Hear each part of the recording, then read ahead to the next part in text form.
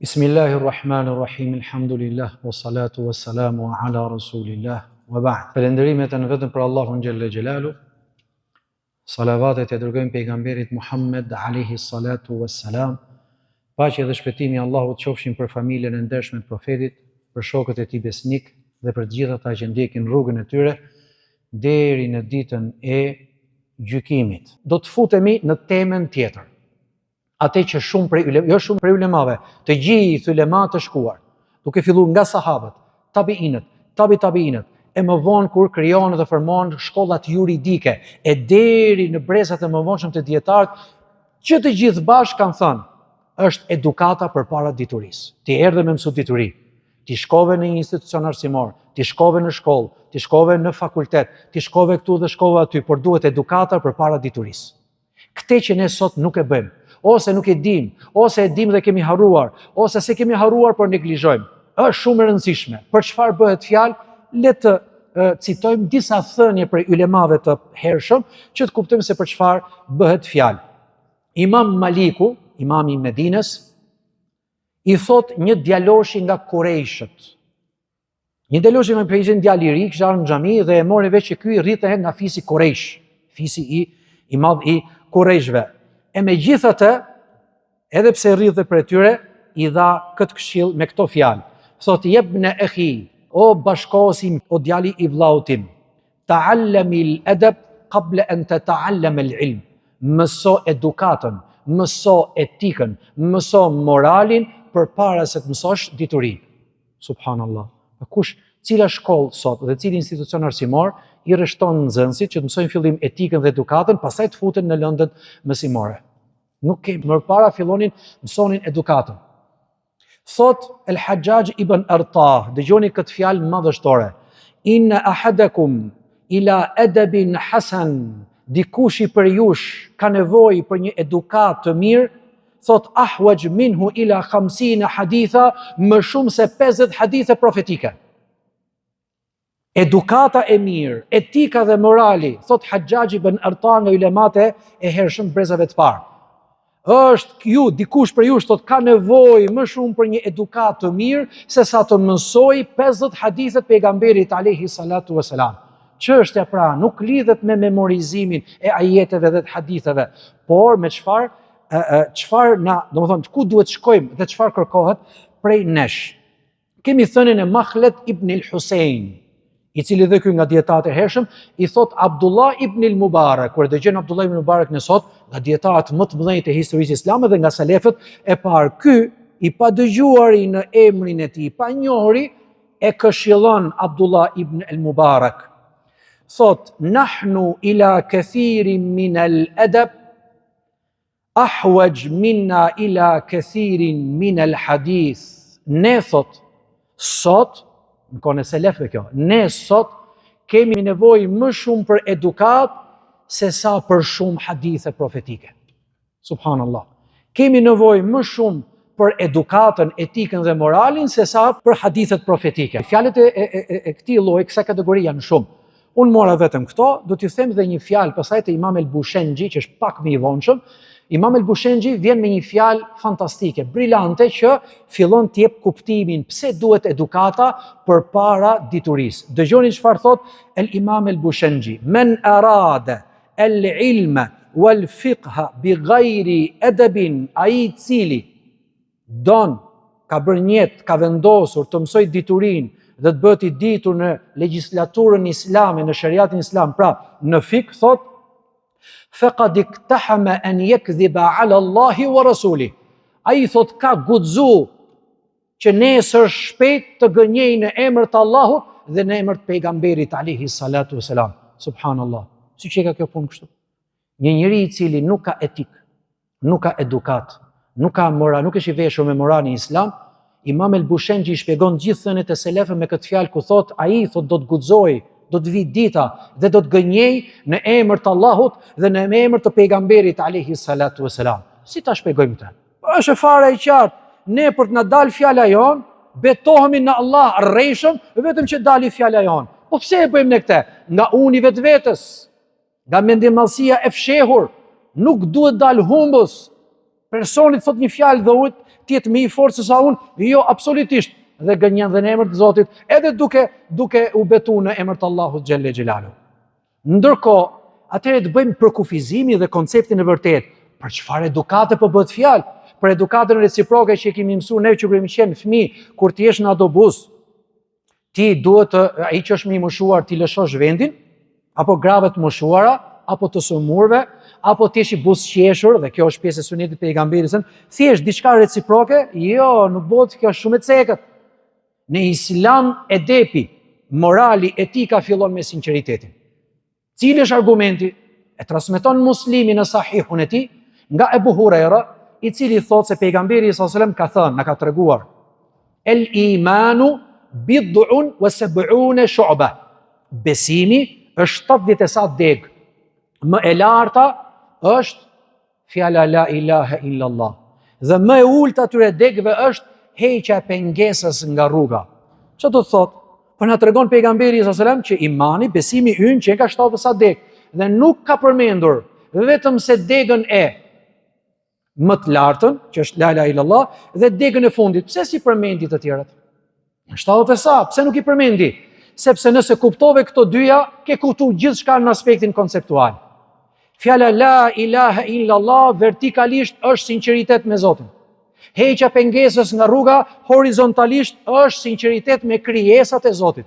Imani ynë, feja jon, Islami ynë fillon dhe mbaron me sinqeritet. Kjo është edukata. Nëse ne, përpara se të mësojmë Kur'anin, përpara se mësojmë hadithet, përpara se mësojmë fikhun, përpara se mësojmë diturit shumë të gjëra islame, nëse ne nuk kemi sinqeritet, do t'i përdorim ajetet dhe hadithet sipas dëshirave dhe pasioneve tona, sipas interesit ton, sipas asaj që përkon me mënyrën se si u kam ndërtuar raportet apo jetesën time, e plot gjëra të tjera, dhe në fund fare ne po shfrytëzojmë fen për vetveten ton dhe nuk jemi ne që sakrifikojmë me veten ton për fen. Këto janë dy gjëra që ne duhet i kuptojmë. Jemi ne që shfrytëzojmë fen për vetveten ton, ose ne duhet shfrytëzojmë vetveten për fen. Ne duhet sakrifikojmë diçka nga vetja për fen, ashtu sikur sakrifikoi pejgamberi alayhi salatu wasalam dhe sahabët e tij, por dikush thot: "Hoç, ty Allahu shpërbleft, po kështu ka ardhur koha sot që ne pak mirëqenie nuk ecën. Po spate pak rahati nuk ecën dhe nuk kuptojnë që shiko, të gjithë ata ulemat mëdhej, të cilët na kanë lënë një dituri që nuk i gjendet, si oqeani që nuk i gjendet breg asnjëherë, pafund, janë ata që kanë sakrifikuar dhe ne i përgjigjem sot gatshëm. Po mirë, ne nuk do sakrifikojmë të pak dhe për vetveten dhe familjen tonë, sepse nëse jemi të shëndosh të vetveta dhe familja, ashtu dhe ti të familja jote, ashtu dhe ata të familjet e tyre, edhe nga familjet tona përbëhet shoqëria, dhe me këtë mundohemi që shoqëria të jetë më e rregullt me prezencën tonë, të paktën minimalja të bëjmë këtë. Dhe nëse të gjithë këtë ne nuk i kemi akoma në jetë, dhe nëse e bëjmë jetë por nuk kemi sinqeritet, feja nuk do të realizohet dhe praktikohet në formën më të mirë, por jemi ne që do shfrytëzojmë fen për vetveten tonë dhe nuk do sakrifikojmë nga vetja jonë për fen e Zotit. Pra, që të kuptojmë se ç'është etika në Islam, ç'është edebi në Islam, unë do të ndaj në disa pika. Fillimisht ishte sinqeriteti. Dhe ne shkurtimisht, se nuk futemi dot në detaje, e morëm domethënë një anë konceptuale mbi sinqeritetin. Për te sinqeritetit, çfarë vjen pastaj? Nuk mund të bëjmë asnjë vepër tjetër nëse fillimisht nuk punojmë me vetvete, duke filluar nga vetvetja jonë, me atë që mësuam. Fillon punimi me diturinë. Dhe kjo është pjesë e sinqeritetit, është derivat i sinqeritetit. Pra, Omeri ka qenë hafiz Kurani? Ka qenë, por ndryshe nga forma që ne mësojmë sot. Cila ka qenë forma atyre? Ata e mësonin për një harë kohor shumë gjatë. Përse? Gjithmonë e mësonin një ajet, punonin me të. Ai ajet nuk harroi më kurrë. Pastaj mësonin një ajet tjetër, punonin me të. Të punosh në cilën formë? Vjen etapa e tretë. Të jetosh me atë që mësove me sinqeritet dhe arritet ta punosh. Çfarë dallimi ka puna nga sistemi i jetës? Ti me një argument mund të punosh një herë, 2 herë, 3 herë, por ta bësh atë sistem jetë është diçka tjetër, shumë e vështirë. Atëherë kjo kërkohet nga ne, të mësojmë me sinqeritet. Pjesë e sinqeritetit është të punojmë atë që mësuam dhe të punojmë një herë, 2 herë, jo, të jetë pjesë e jetës tonë, të jetojmë me të, dhe pas kësaj vjen etapa e 4. Të japim mësim atë që mësuam, Pra atë që kuptum që, qenë ka diçka e bukur, diçka e mirë, nëpërmjet këtij argumenti ne mund të fitojmë dhe xhenetin, atëherë pse mos ta fitojmë dhe tjerët?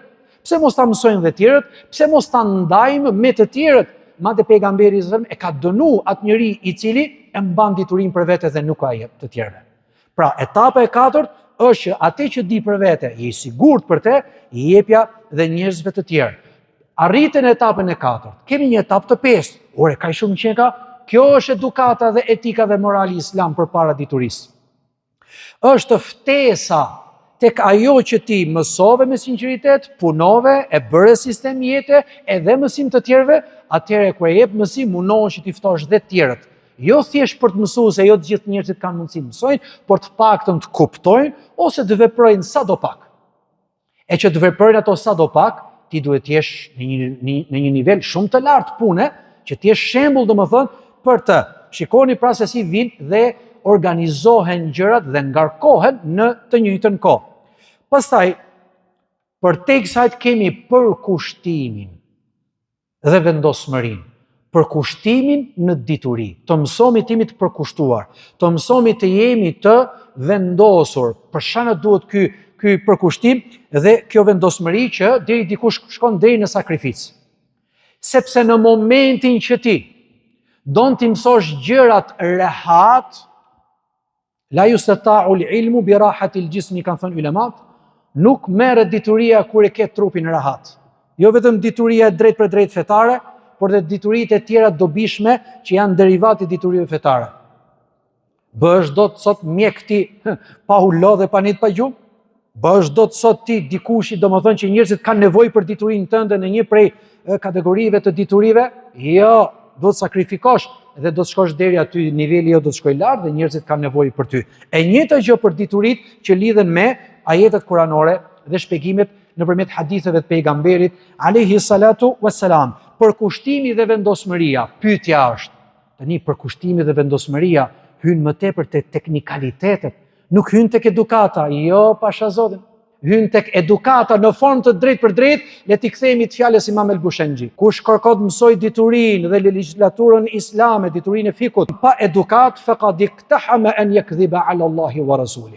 Ai thot ka guxu, shpejt do të vi dita dhe do të gënjej në emër të Allahut dhe në emër të pejgamberit alayhi salatu wasalam, sepse është çështje disipline dhe etike, edukate më tepër se teknike.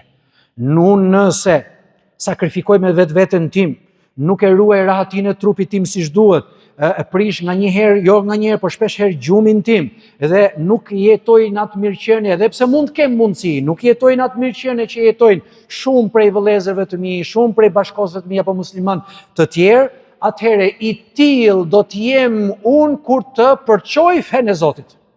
Do të jem i vendosur, do të jem i përkushtuar, do të jem pjesë e sakrificës, do të lodhem por nuk do e kem problem, i till do të jesh. Dhe në fund fare, ulemat kanë thënë dhe një fjalë të bukur, ti asnjëherë nuk bësh kapacitet në fushën tënde, nëse nuk vuan për fushën tënde. El ilmu, dituria, shkenca.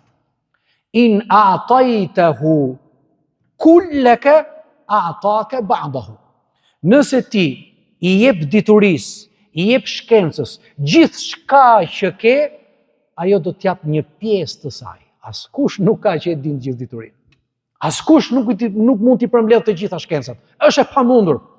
El alimu huwa Allah. I gjithë dituri është vetëm Allah. Krye çështja. Atëherë, wa in a'taytahu ba'daka haramaka minhu, nëse ti e shikon që nuk arrin dot gjithë shumë radh, i jep diturisë vetëm një pjesë tënden, ti do privohesh nga dituria. Është fjalë gjigande. Nëse jep gjithçka diturisë, dituria do t'jap një pjesë të saj. A nëse diturisë jep një pjesë tënden, do të penalizohesh. Tani do të kalojmë në një temë që është shumë interesante dhe rëndësishme. Është përhapur në mesin e muslimanëve çështja e diturisë, e ndajnë diturinë dhe shkencat në dituri fetare dhe në dituri jo fetare. Dhe kanë thënë, dituria fetare është gjithçka që lidhet me Kur'anin dhe Sunetin, dhe dituria jo fetare është gjithçka që nuk ka lidhje drejt për drejt me Kur'anin dhe Sunetin. Tani unë bëj një pyetje, nëse ky është për kufizimi, që nuk është ky faktikisht, nëse ky është për kufizimi, atëherë inxhinieria ku futet? Ekonomia ku futet? Mjekësia ku futet? Mësimdhënia, mësuesia ku futet? Ky është një këndvështrim, por nuk ka pikën e konceptit brenda. A e dini pse? Sepse pejgamberi sallallahu alaihi wasallam në hadithin që transmeton Imam Ibn Majah në Sunenin e tij nga Enesi radhiyallahu anhu, thot pejgamberi sallallahu alaihi wasallam: "Talabul ilmi faridatun ala kulli muslimin." Kërkimi i diturisë është detyrë fars për çdo musliman. El ilmu këtu, elifi dhe lami në gjuhën arabe quhet lamul istighraq, lami gjithëpërfshirës. Pra, ka futur në fjalën, në termin el ilm, dituri apo shkencë, lamin që thot të gjitha llojet e diturive dhe të gjitha llojet e shkencave. Po mirë, thot dikush, por nëse i futim me gjithë llojet e diturive, po pjesë e diturisë është dhe magjia. Pjesë e diturive dhe gjërat e mbrapshta me cilat u bën dëm njerëzve. Këtu kemi hadithin tjetër të pejgamberit që ne e cituam radhën e kaluar. Çfarë tha pejgamberi? Selullahe ilmen nafi'an wa ta'awadhu billahi min ilmi la yanfa. Kërkoni Allahut diturinë e dobishme dhe lutuni atij t'ju mbrojë nga dituria e padobishme. Atëherë pejgamberi sallallahu alajhi wasallam e ka përkufizuar këtë çështje. Nuk lidhet dituria është fetare apo jo fetare, por lidhet çfarë është dobishme dhe çfarë nuk është dobishme. Unë do të bëj një pyetje të thjeshtë. Një student nga studentët tanë apo një nxënës nga nxënësit që kemi, merr përsipër të mësoj një gjuhë të huaj përveç shqipes që ka gjuhën e nënës vet, edhe arabishtën që ka gjuhën e festi. Do të mësoj anglishtën, do të mësoj gjermanishtën. A ka një problem? Dhe realisht ai do kaloj kohë minimalisht që të mësosh një gjuhë, të paktën, domethënë me gramatike me të gjitha, do të kaloj 1-2 vjeçar. A nëse të bosh, a kapaciteti, do shkosh pastaj të futesh në fakultetin e gjuhëve të huaja, për 5 vjet ti je për atë punë. Dhe nuk të lejohet të japësh mësim në përshkolla nëse nuk ke master, do plotësosh 3+2. Është e vërtetë apo jo? Dikush thot, po mirë subhanallahu, tash ta harxojm 5 vjet nga jeta ime me një gjuhë të huaj, që do më largoj nga Kurani, do më largoj nga hadithi, do më largoj nga feja, do ku diun. Atëherë kemi pejgamberin sallallahu alajhi wasallam që e merr një ditë Zeid ibn Thabit dhe i thot, shko dhe mësoj gjuhën e hebrejve. Përse? Që ti është përkthyes i korrespondencave profetike.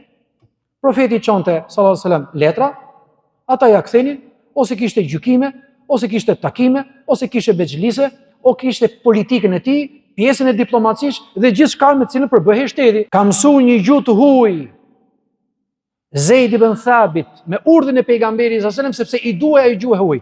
Që do të thotë, nëse ti mëson një gjuhë të huaj dhe atë gjuhën e huaj nëpërmjet cilës ti mësove dhe mësim të tjerëve u bëre i dobishëm për të tjerë dhe për fen tënde, ti i dobishëm edhe në aspektin fetar. Prandaj diturit ndahen në të dobishme dhe të padobishme. Që ta kuptojmë më mirë. Përse në mesjetën islame, duke filluar nga Damasku e deri në Spanjë, në Andaluzi, ishin muslimanët pionierët e mjekësisë. Kur janë ndërtuar historikisht spitalet e para dhe shkollat për të mësuar mjekësinë. Në historinë islame janë vendet islame. Pyetja është, pse shkon musliman deri këtu? Sepse transmeton Ibn Majah, transmeton Ebu Davudi, transmeton Imam Ahmedi, hadithe profetike, ku thot pejgamberi sallallahu alajhi wasallam, tadawu ibadallah, fa inna alladhi anzala ad-dawa. Kurohuni o rob të Allahut, sepse ai që zbriti smundjen ka zbrit dhe ilaçin. Shikoje, ai që ka zbrit smundjen, ka zbrit edhe ilaçin. Ekziston ilaçi, nuk e dini, mësoje formë urdhërore. Ky hadith i bëri muslimanët që të mësojnë çfarë? Mjekësi. Do thoshte për mirë se kjo është më e vonshme. Nënës besimtarve Aishës radhiyallahu anha, njëri prej tabiinëve i thot: "O nëna besimtarve, për sa i përket diturive që i more nga profeti drejt për drejt, nuk kam se çfarë të them. Po mjekësinë ku e mësove?" A e keni gjuar këtë transmetimin? Transmetimi është i saktë. Po mjekësinë tim, Aisha, ku e mësove? Thot Aisha radhiyallahu anha, sepse sa herë vinin mjek dhe vizitonin pejgamberin alayhi salatu wassalam, unë përfitoja nga recetat mjekësore të tyre. Subhanallah. Aisha, nëna besimtarve, çështja e diplomimit, hadithi tjetër i Ibn Majahs, thot pejgamberi sallallahu alaihi wasallam, men tatabbaba wa lam yu'lam minhu tibbun fa huwa damin. kush merret me mjekësi, por nuk njihet si mjek, pra nuk është i autorizuar për mjekësi, ai i thot është garantues nëse bën gabim. Ky hadith i bëri muslimanit të hapin universitetet e para të mjekësisë, ato lloj universitet që arritën deri në Spanjë dhe nga Spanja i morën evropianët me këtë regjim që është sot. Dhe kjo domethënë është po ashtu shumë e rëndësishme. Gjithashtu, nëse do marrim Kuranin famëlar, a fol Kurani për shkenca të ndryshme? Allahu thon në Kuran, se nurihim ayatina fil afaqi wa fi anfusihim hatta yatabayyana lahum annahu al-haq. Ne do t'ja bëjmë të mundur atyre njerëzve pabesimtarve në horizontet dhe brenda vetvetes së tyre të kuptojnë që ai, Kurani, është fjalë për Zotit. Pashtë modhin Allah, përveç neve praktikantëve që e marrim fjalën e Zotit, e lexojmë, kemi dëshirë ta mësojmë, kemi dëshirë të marrim shpërblime, të adhurojmë Zotin, e këndojmë në namaz, kështu më radhë. Po çfarë i duhet Kurani një shkencëtari jo islam, që i të kuptoj që kjo është fjalë e Zotit? Sepse Allahu xhelle xhelalu ka thënë disa të vërteta shkencore brenda, të cilat e gjen vetveten një mësues, një matematicent, një inxhinier, një arkitekt, një shkencëtar, një njeri i ditur, dhe aty ndalet. Është e pamundur, thot, që kjo të përmendet para 1400 vjetëve, lexoni mrekullitë shkencore të Kuranit dhe keni të gjitha aty. Ose kur Allahu xhelle xhelalu thot, efela yanzuruna ila al-ibli kayfa khuliqat. A nuk shikojnë ata devet se si janë krijuar? Wa ila as-samai kayfa rufi'at, wa ila al-jibali kayfa nusibat, wa ila al-ardi kayfa sutihat. Nuk shikojnë qiellin si është ndërtuar. A nuk shikojnë malet si janë ngulitur? Pra, ajo që del që shikojmë është tjetër, edhe rrënjët e malit poshtë, nusibet që ka përmendur Zoti në Kur'an, janë të tjera, më vonë zbuluar që këtë tokë stabilitetin e kanë rrënjët e maleve. Edhe nuk shikojnë tokën si duket e sheshtë, thot, është e qëndrueshme. Ti jeton pa asnjë lloj problemi, vetë kur vjen një tërmet, pastaj e kupton se stabilitetin që të ka dhënë Allahu në jetën e kësaj toke, në jetën e kësaj bote, vetëm kaq. Pastaj thot Allahu xhe fedhekir, innama anta mudhakkir, përkujto o Muhammed sepse ti je përkujtues. Përkujto me çfarë? Vetëm ajetet dhe hadithet që më mësim në për xhami dhe në hutbet ditë xumaje? Jo, përkujto kronologjinë e këtyre shkencave që përmenden. Cilat shkenca u përmenden deri këtu? Ne jepni disa shkenca. A nuk shikojnë deven si është krijuar? Po të fjalë për biologji dhe anatomi. Apo jo? A nuk shikojnë qiellin si është ndërtuar? Astronomi. Në rregull. Kur thot, a nuk shikojnë malet si janë ngulitur dhe toka si është bërë? Nga jo, gjeografia e thjesht kalon në gjeodezi e në plot shkenca të tjera, edhe ashtu në plot ajete të tjera. Pra, dituria islame nuk shikohet dituri fetare ose jo fetare. Dituria islame është dituria e dobishme dhe pa dobishme. Çdo dituri e cila është e dobishme, atë e ka zbrit Zoti. Në këto dituri të drejtë për drejta, çfarë vjen pastaj, thot Ibn Qudama? Në të gjitha ato lëmi, dituri dhe shkenca të ndryshme, kur është e domosdoshme të mësohet, sepse i shërben, thot, shoqërisë islame, ajo është pjesë e diturisë që ka përmendur pejgamberi. Këtë e ka përmendur Imam Ibn Qudama dhe të tjerë. E ka përmendur Imam Ibn Taymije, e ka përmendur Ibn Qayyimi, e ka përmendur Imam Dhahabiu dhe plot ulema të tjerë. Këto janë ilustrime, shembuj të ndryshëm, janë me qindra, ne nuk mund të ndalemi në të gjitha prej tyre, por du të kuptojmë që nuk ndahen diturit fetare dhe jo fetare, për të quajtur jo fetare diturit të dobishme, jo. Diturit ndahen si ka ndarë vetë pejgamberi sallallahu alajhi wasallam, diturit të dobishme dhe diturit të padobishme. Cilat janë diturit të dobishme? E para, besimi në Zot. Ajetet dhe hadithet që flasin për besimin, pastaj legjislatura islame, pastaj disiplinat shpirtërore. Nëse është mundur të mësosh dhe për shenjat e kiametit që ka fol vetë pejgamberi sallallahu alaihi wasallam. Përtej kësaj çfarë? Atëherë fillojnë të gjithë dituritë e tjera, të cilat janë të domosdoshme në disa raste, e në disa raste të tjera janë thjesht të nevojshme, ose në disa raste janë thjesht të vlefshme.